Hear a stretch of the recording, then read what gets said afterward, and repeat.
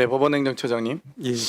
중요한 사건에 대해서 6일 만에 판결이 난 적도 있지 않습니까? 재판부 배당하고 나서. 제가 무슨 말씀 드리는지 잘 아시겠죠? 예. 근데 지금 내란 재판만큼 중요한 재판이 어디 있습니까? 근데 지금 지기현 판사는 휴가를 갔다고요? 참 한가한 노릇이라고 생각합니다.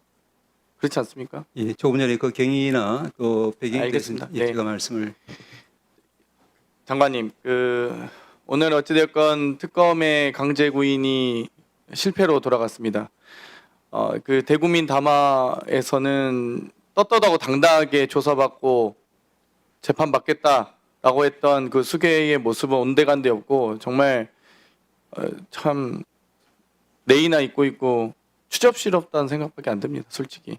아니 저는 가서 묵비권 행사할 수 있다고 생각해요. 가서 아니 진짜 할 말이 없거나 정말 대통령으로서의 정말 품위를 마지막까지 지키고 싶다. 지금 남아있는 품위가 있는지는 모르겠습니다만 정말 무슨 옷을 벗고 진짜 한심하고요.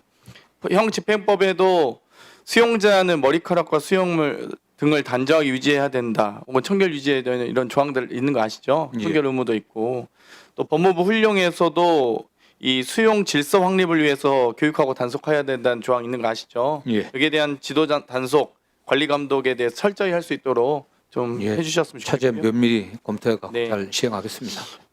참 제가 태어나기도 전 사건입니다. 이영주 씨 난민전 사건인데요. 23세의 나이로 영장도 없이 불법 체포되어 남영동 대공분실로 연행돼서 40일간 불법 감금되었고 불법 구금 상태에서 고문과 가혹행위, 허위 자백까지 강요당했던 이 사건입니다.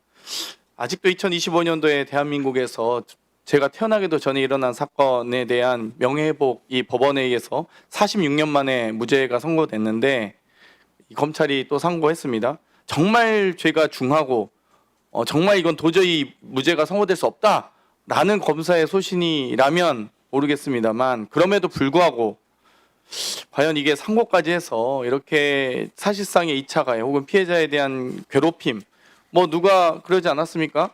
3심 가서 무죄가 선고돼도 인생이 절단난다 이런 표현했습니다. 이런 게 전형적인 기소권 남용으로 인한 피해자 괴롭히기라고 생각합니다. 전 개인적으로. 거기에 대해서 장관께서 어떻게 생각하십니까?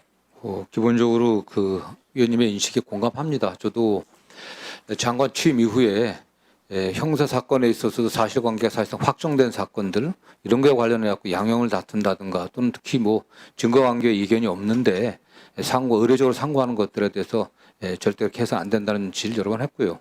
형 민사 사건도 마찬가지입니다.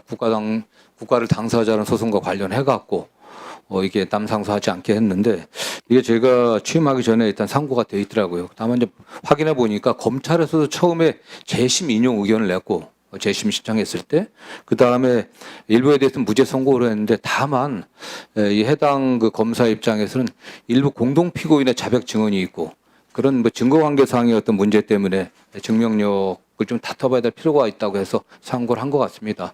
향후에는 저희들이 더 면밀히 검토해갖고 이 사건 같은 경우는 뭐 우리 법원에서도 우리 재판장님들도 사유했던 그런 사건이기 때문에 이런 일 좀 저는 면밀히 검사 해서 수사 예. 과정에서 과거에 혹은 사건 기록 검토 과정에서 약간의 의혹이 있거나 좀 미심적인 부분이 있을 수 있다고 봅니다. 근데 그럼에도 불구하고 여러 가지 양형의 기준 같은 게 있고 법원에서도 혹은 이게 이 정도의 의혹을 가지고 기소까지 해서 이 피해자를 이렇게 괴롭혀야 되느냐에 대한 판단은 예. 사실 할 수 있게 우리 대한민국 법률이 정하고 있고 거기에 대한 권한을 검사에게 부여하고 있는 건 아니겠습니까? 네.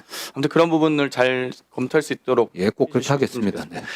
법원행정처장님, 저희가 이제 예. 법안소에서 잠깐 논의했던 회사 전문법원 관련된 예. 좀 얘기를 드리고 싶은데요. 그 당시에 여야가 그래도 함께 마음을 좀 모아서 이 회사법원 전문법원에 대한 설치는 다들 공감하시는데 과연 이제 이 전문법원 전문재판부가 이제 사건이 뭐 아주 많지는 않으니까 거기에 대해서 1심만 줄지 혹은 2심 같은 경우는 단독재판부가 판결한 것에 대해서도 2심까지 허용할지 뭐 혹은 전면적으로 허용할지에 대한 부분 한 가지와 또 한편으로는 이 전문법원에 대한 설치를 한 특정 지역에 할 건지 아니면 뭐 인천과 부산에 할 건지 혹은 한 곳에 해놓고 2개 지원을 둘지에 대한 논의가 좀 있었습니다. 그래서 거기에 대한 검토를 행정처 차장님이 좀 얘기를 하셨거든요.